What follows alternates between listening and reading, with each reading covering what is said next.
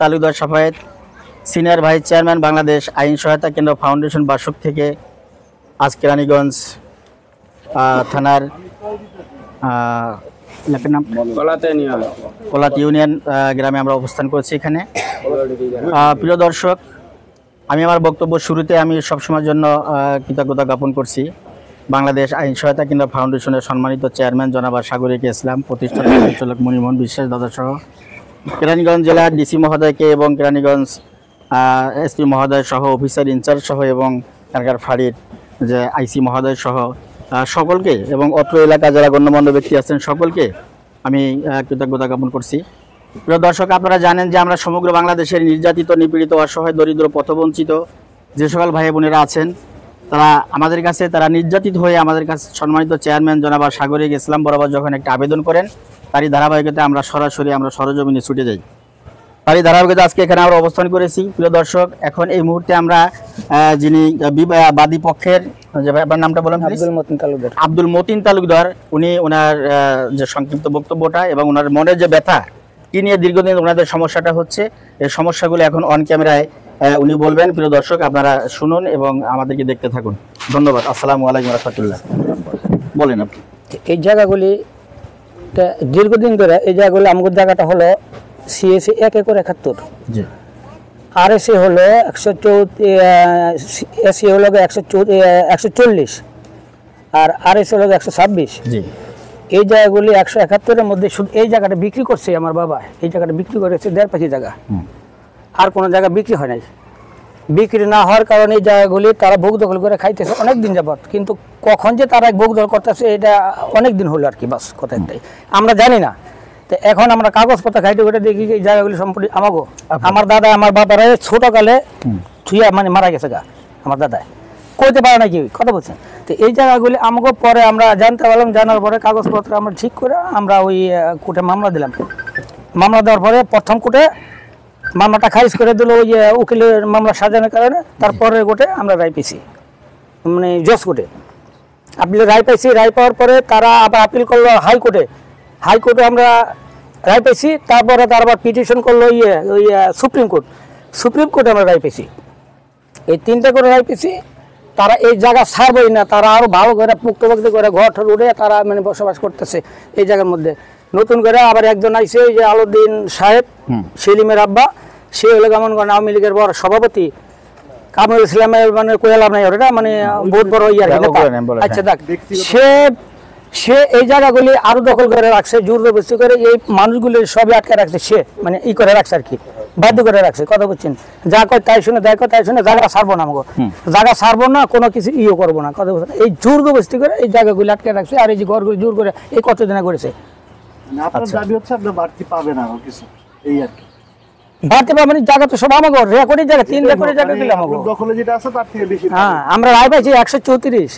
এর মধ্যে সম্পূর্ণ এখানে যে দাগগুলো আপনি উল্লেখ করছেন, জেল নাম্বার হলো 372, খতিয়ান নাম্বার 345, জমির দাগ নাম্বার 938, 940, 937, 941, 942, 725, 727, 729, 730, 724, 728।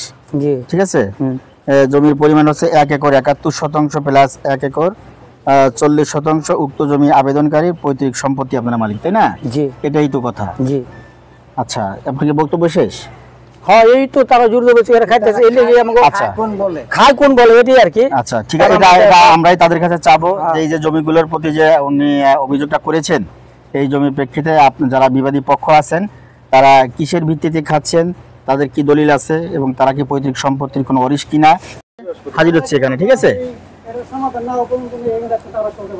কোন জায়গা থেকে এটা সমাধান বলতে কি আজকের থেকে শুরু আমি বলি, আপনাদের কোনো দুই পক্ষের মধ্যে কোনো রকমের কোনো কথা হবে না, একবার গালাম বলে কোনো কিছু করা যাবে না। 15 যে যেমন নাসলে থাকো বাড়তি কথা বলা যাবে না,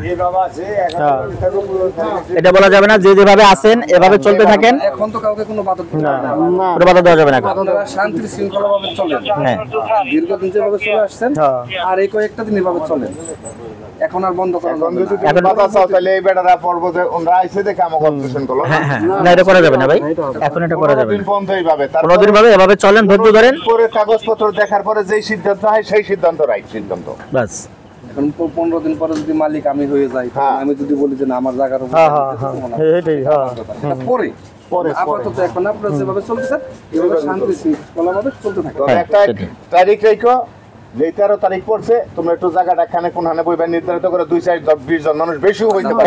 এই আগামী তারিখে রাস্তার ভিতর দিয়ে না একটা গোল জায়গায় সুন্দর দিয়ে ওখানে যেন আরো বসতে পারি আগামী তারিখটা। হ্যাঁ, এটা একটু পরিষ্কার করে রেখে সুন্দর করে আমাদের বসার ব্যবস্থা তাহলে আমরা শেষ করে দিই নাকি? শতখানি চেয়ার আনার ব্যবস্থা করবা এক জায়গার মধ্যে। হ্যাঁ, সুপ্রিয় দর্শক, আসসালামু আলাইকুম রহমতুল্লাহি ওয়া বারাকাতুহু। সবাই ভালো আছেন আপনারা? আলহামদুলিল্লাহ। প্রিয় দর্শক, আমি Talukdar Safayet, senior vice chairman Bangladesh আইন সহায়তা কেন্দ্র ফাউন্ডেশন বাসক থেকে আজ কেরানীগঞ্জ থানার কলাতি ইউনিয়নে আমরা আজকে অবস্থান করেছি। আমাদের কাছে ভুক্তভোগী ভাই অভিযোগ করেছিলেন, তারই ধারাবাহিকতা আজকে আমরা এখানে এসেছি।